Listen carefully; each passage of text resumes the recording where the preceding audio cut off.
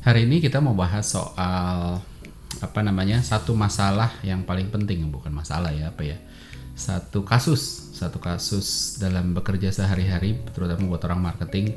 Penting banget, sering banget terjadi di marketing. eh, apa namanya Secara teori banyak yang tahu, tapi nggak tahu somehow kok ya lewat-lewat aja ya, terus masih kejadian ya. Jadi kita mau bahas ini isi isu sepele banget ya, tapi banyak banget ya, bahkan perusahaan-perusahaan yang gede-gede, yang keren-keren itu juga tetap masih terjadi aja sih hal-hal kayak begini. Jadi ya itu kita mau bahas. Tapi sebelum kita bahas lebih lanjut, ya seperti biasa saya mau mengingatkan semua konten yang saya bahas di sini dan di video-video saya yang lain itu satu potongan-potongan kecil dari buku saya Brain and Brand. Bisa didapetin kalau teman-teman mau, ada di Tokopedia, ada di Shopee. Linknya ada di bawah, terus habis itu ada di belakang juga ya. Oke, jadi balik lagi ke problem yang sering banget nih buat orang marketing. Terjadinya nih problem apa sih? Terjadinya biasanya begini. Biasanya atasan curhat duluan nih. Waduh, gua kok udah minta nih sama tim marketing gua nih. Minta ini, minta itu gitu kan. Minta dibikinin marketing campaign lah gitu ya kasarnya. Tapi nggak jadi gitu kan. Begitu jadi nggak oke, revisi bolak-balik kayak kok kayak nggak ngerti ya, kok nggak dapet ya gitu, terus bolak-balik terus gitu ya.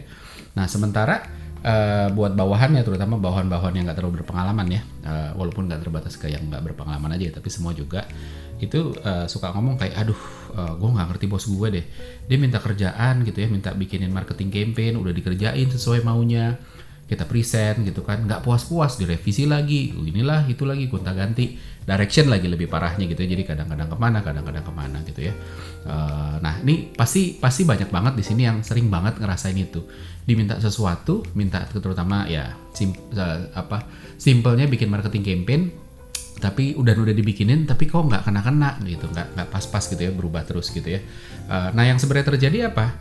Ini sebenarnya isunya tentang brief, tentang creative brief, tentang marketing brief gitu ya.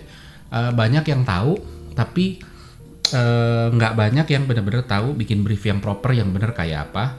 Terus habis itu kenapa ini butuh gitu ya. Nah jadi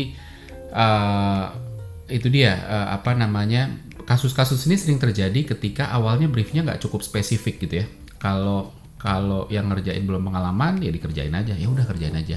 Minta bikin apa? Minta bikinin campaign buat A gitu ya. Ya udah deh, jalanin aja gitu ya.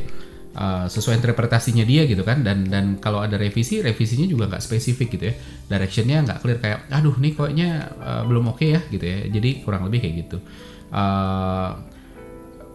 Akhirnya yang ngerjain juga jadi bingung karena belum okenya di mana, tapi kalau nggak clear belum okenya di mana, tapi terus dikerjain gitu. Jadi dua belah pihak bertanggung jawab ya. Jadi saya nggak nyalain salah satu gitu ya. Nah sayangnya banyak banget yang ketika kita ngomong bahwa brief itu harus clear gitu kan. Pertama, orang nggak tahu kenapa brief itu harus clear, dan kalau dibilang bahwa brief itu harus spesifik, seberapa spesifik? Mereka bilang, oh brief gue udah spesifik kok, kita ngomongin soal misalnya mau campaign Ramadan gitu ya, udah spesifik gitu ya.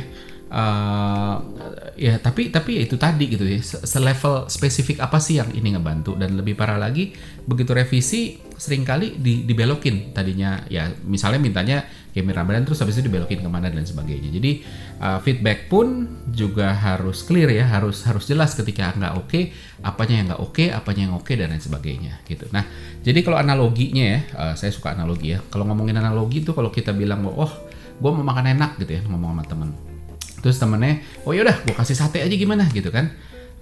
Karena si temen ini sukanya local food gitu, jadi dan di kepala dia, oh sate kayaknya seru nih gitu ya. Terus ditolak, enggak gitu kan. Tapi bilangnya cuma masih belum oke sate gitu ya. Nah itu suka kagok karena ini kan bukan kuis tebak-tebakan ya. Jadi emang harus clear, nggak oke-nya tuh kenapa, harus lebih spesifik gitu kan. Misalnya bisa ngomong dengan ya daging sih oke gitu, makan daging sih oke, sate kan daging gitu ya. Tapi gue nggak mau masakan lokal gitu kan, gue maunya masakan luar. Masakan luar itu apa gitu kan? Apakah Jepang, apakah Chinese, apakah Western, ataukah Italian, atau apapun itu gitu ya.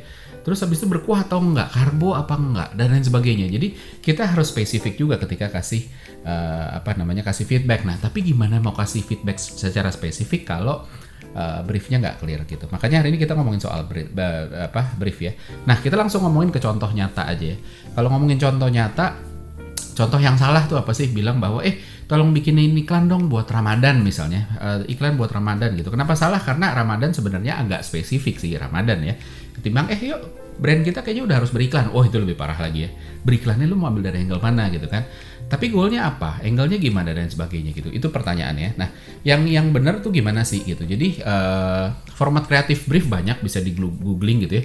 Tapi saya coba ngambil beberapa yang menurut saya relevan banget. Yang pertama itu adalah ketika kita ngomong mau bikin iklan Ramadan. Konteksnya apa gitu. Yes, kita tahu Ramadan itu festif gitu ya. Tapi di luar konteks festif tuh apa sih, ada isu atau ada tren apa yang lagi hangat yang bisa diangkat gitu ya. Misalnya kita mau ngomongin soal Ramadan di tengah new normal. Atau sekarang ini kayaknya kan pandemi udah mau selesai nih ya. Mudah-mudahan ya, amin ya. Bisa aja kita ngambil isu Ramadan pasca pandemi atau apapun itulah gitu. Jadi ada konteks apa yang harus dibawa sehingga orang bisa punya satu gambaran kenapa sih kita butuh ini dan angle-nya kira-kira kita mau motretnya dari mana. Terus kedua, yang ditarget siapa gitu ya. Apakah semua orang atau spesifik? Gak bisa cuma ngomong target market kita, target market yang mana, harus spesifik gitu ya. Terus habis itu persepsi, attitude atau pemikiran dari target market terhadap situasi ini nih. Situasi yang ada di konteks tadi gitu ya. Apa yang mereka rasain misalnya soal Ramadan, apakah sekarang Ramadan lebih repot karena nggak bisa mudik, atau bisa juga nggak bisa bukber, atau ekonominya lagi susah, banyak orang-orang yang harus kita bantu dan lain sebagainya. Itu kan sebenarnya akan kasih sesuatu yang lebih spesifik. Terus competitor offeringnya seperti apa? Nah, kalau ngomongin festif mungkin kita nggak bisa dapat karena kalau Ramadan biasanya ya sebelum Ramadan belum keluar gitu kan campaign-nya. Kalau kita baru nyiapin pas Ramadan dimulai biasanya udah telat. Tapi untuk produk-produk lain kita harus tahu gitu ya. Misalnya kita lagi mau memperkenalkan bikin campaign yuk soal misalnya campaign tactical aja gitu kan. Nah, emang kompetitor nawarin apa sih gitu loh. Yang sama lebihnya di mana, kurangnya di mana dan sebagainya gitu kan. Terus selanjutnya ngomongin key triggering insight. Key triggering insight ini paling penting sebenarnya dari sepanjang ini. Ini salah satu yang paling penting. Bukan yang nomor satu, tapi ya nggak bisa dibilang juga 1, 2, 3-nya mana, tapi 3 ini termasuk 3 besar. Key triggering insight ini panjang, untuk detailnya coba cari video saya tentang consumer insight, ada ya beberapa episode lalu gitu ya. Itu di sana. Tapi ini jebakan besar karena banyak orang yang nggak tahu bedanya fact sama insight. Dan dua hal itu sayangnya berbeda banget. Jadi penting banget untuk tahu dulu fact tuh apa, insight apa gitu kan, supaya kita jangan cuma sekedar pakai fact doang gitu, fakta doang gitu, tapi harus insight gitu kan. Terus ketika kita pakai fakta, jebakannya adalah kita jadi campaign-nya nggak terlalu menggerakkan gitu ya kan. Tapi intinya consumer key triggering insight itu adalah tentang mencari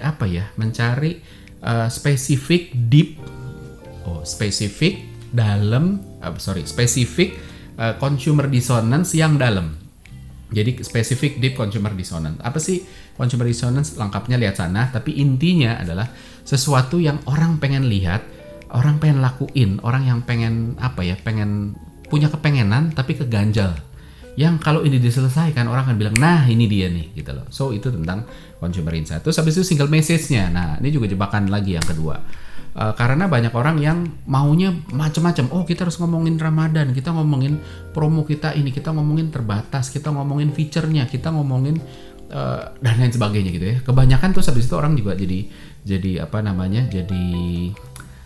pecah gitu. Jadi harus hati-hati, otak kita tuh nggak bisa nangkap dan nginget banyak hal dalam satu waktu.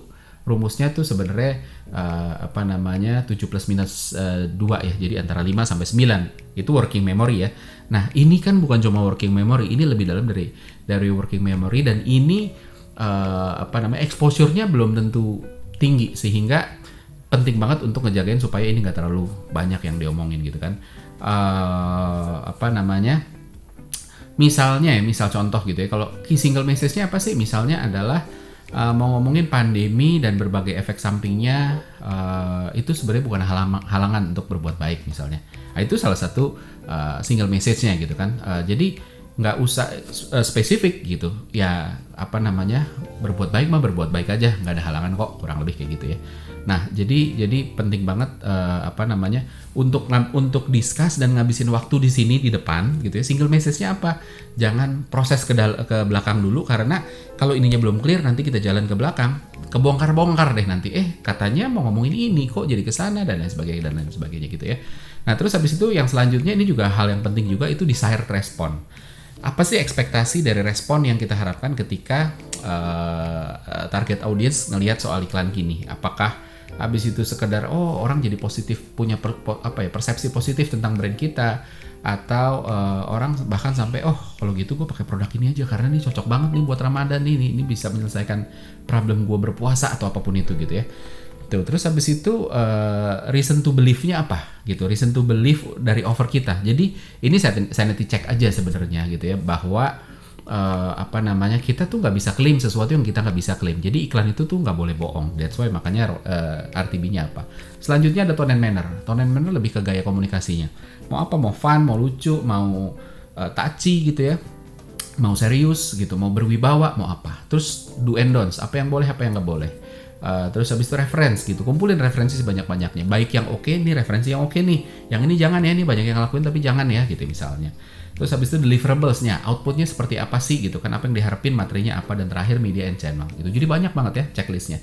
Nah ini harus di depan. Kalau ini nggak sespesifik ini, yang sespesifik ini aja itu begitu jalan itu masih bisa belak-belok gitu, apalagi nggak sespesifik ini. That's why makanya harus hati-hati banget. Nah pertanyaannya, kenapa sih kita butuh creative brief yang sespesifik ini dan sedalam ini gitu ya? Pertama, ya kita tahu bahwa manusia itu subjektif gitu ya, amat sangat subjektif gitu. Jadi otak kita tuh sebenarnya pinter banget gitu ya. Tapi di sisi lain juga bisa lihat, tapi nggak pinter banget. Kenapa gitu? Karena otak kita tuh bisa mikir sebegitu lebarnya, tapi karena sebegitu lebar kita nggak bisa nembak orang tuh mikir apa gitu ya. Contoh gitu ya, coba kalau misalnya kita pikirin, kita mau bikin campaign Ramadan gitu. Orang akan mikir apa soal Ramadan? Ada yang mikirnya tentang puasa, ada yang mikirnya tentang religious activities, ada yang bilang untuk jadi berkah gitu ya, atau ada yang nahan lapar, nahan emosi gitu kan, atau ada yang bilang bahwa ini momen di mana setan-setan pada ngilang gitu kan, godaan-godaan hilang gitu kan, atau apalagi buka bersama dan lain sebagainya. Jadi dari satu kata kunci aja otak kita itu bisa mikirnya kemana-mana, karena memang otak kita kerjanya tuh dengan kayak mind map sebenarnya. Satu keyword itu nyambung ke sana sini gitu. Jadi bisa lebar banget gitu. Dan ini semua dipengaruhi oleh macam-macam, bisa pengalaman berkesan dari orang tersebut gitu ya. Misalnya ada orang yang gue seneng banget sama Ramadan karena abis itu gue bisa sahur bareng gitu. Bukan cuma buka bersama ya, tapi bahkan sahur bareng. Maka dia mungkin akan supaya unik komunikasinya kita ngomongin sahur bareng gitu. Ada yang gue punya pengalaman berkesan itu puasa, dari dulu gue sebenarnya udah puasa, tapi bukan karena agama, karena memang gue punya masalah ekonomi misalnya, sehingga ya udah kalau kayak gitu ya ini sih sesuatu yang relevan banget buat gue dan nggak susah gitu. Nah jadi orang bisa dengan pengalaman berkesan masing-masing, atau concern saat itu, atau tren gitu ya, itu akhirnya diarahkan secara berbeda gitu. Jadi memang bisa beda-beda banget, dan ini bikin kita jadi punya dua bias setidaknya. Yang pertama itu attentional bias. Attentional bias itu sebenarnya kecenderungan kita untuk fokus pada satu hal yang memang lagi ada di pikiran kita gitu, yang kita lagi suka tadi misalnya ada pengalaman berkesan tertentu, terus ya udah kita fokus sama itu terus gitu kan. Kalau pengalaman berkesannya bukber, ya kita fokusnya ke bukber. Kalau dan lain sebagainya gitu ya. Jadi attentional bias ini benar-benar terjadi. Kalau mau lihat-lihat soal contoh attentional bias itu bisa lihat ke browsing di YouTube nih ya. Itu banyak video judulnya Invisible Gorilla. Invisible Gorilla itu sebenarnya percobaan di mana ini gue spill sedikit ya, walaupun nanti jadi nggak seru. Tapi orang disuruh untuk ngamatin satu video gitu ya, bagian apanya gitu ya. Nih lo coba lihat bagian ininya. Terus habis itu nanti di tengah-tengah itu ada sesuatu gitu kan. Terus tapi dia nggak aware, begitu di ujung ditanya adalah yang lo lihat nggak tadi sesuatu? Enggak, si gorila ini sebenarnya. Enggak, gue nggak lihat gorila. Karena apa? Karena dia fokus sama sesuatu. Jadi ini juga sama gitu. Ketika attentional bias ini membuat kita fokus sama sesuatu yang memang secara subjektif itu relevan buat kita. Nah, that's why makanya kalau ngomongin creative brief, kenapa kita perlu duduk bareng? Ini bukan masalah bagus atau jelek, ini masalah nyamain. Yang ada di kepala lu sama nggak sama yang di kepala gue dan yang ada di kepala semua orang. Yuk kita agree dulu, kita mau ngambil angle gini terus habis itu baru jalan gitu kan. Yang kedua adalah availability heuristic gitu kan. Kita juga bisa terjebak kepada apa ya, kecenderungan untuk fokus sama apa yang di depan mata gitu kan.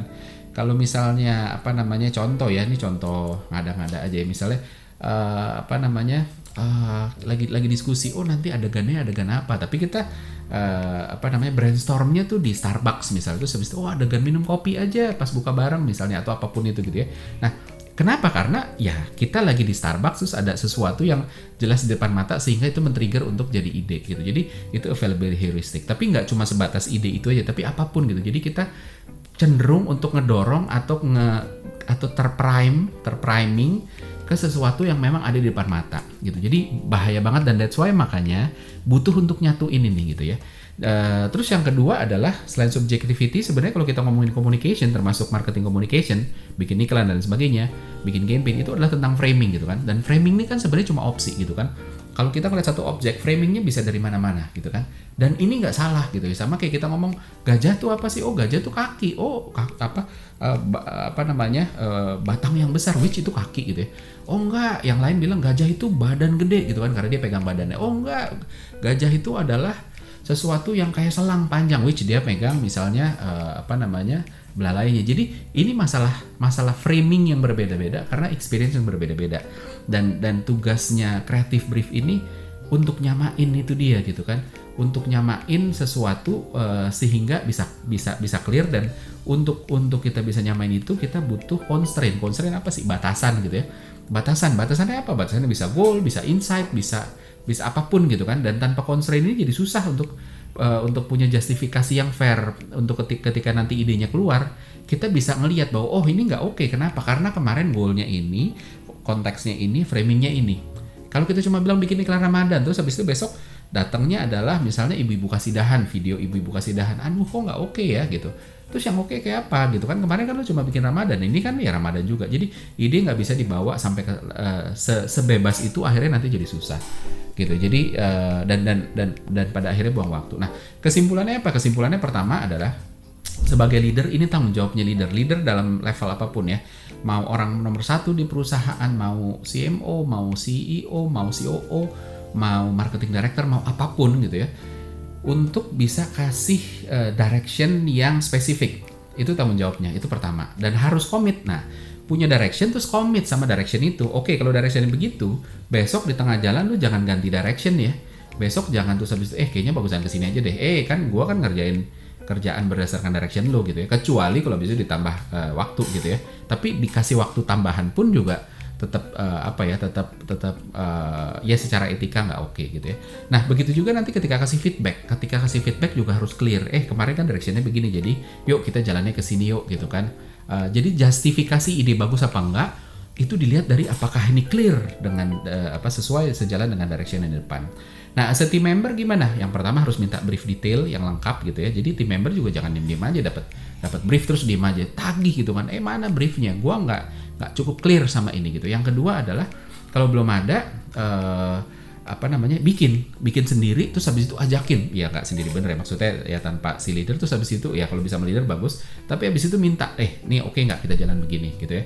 Dan ketika minta komitmen dari minta agreement dari dia, kalau approval, kalau udah minta komitmen bahwa oke, lu nanti di tengah jalan jangan belok ya, ketika nanti kita lihat idenya ini startnya dari sini ya gitu. Jadi harus dipush untuk abis itu feedbacknya, diskusinya sejauh ke depannya itu harus berdasar kepada direction yang udah clear di sini. Nah, tanpa itu berantakan, dijamin. Jadi creative brief penting banget buat semua, yang di atas, yang di bawah itu penting banget, dan harus latihan bikin creative brief. Ini seolah-olah aduh ngapain sih bikin ini, langsung aja deh, buang-buang waktu gitu, kita harus agile dan sebagainya. Percaya deh, begitu lu lupain ini, begitu lu nggak mau ngeluangin waktu untuk ngerjain ini, belakangnya spend lebih banyak waktu gitu.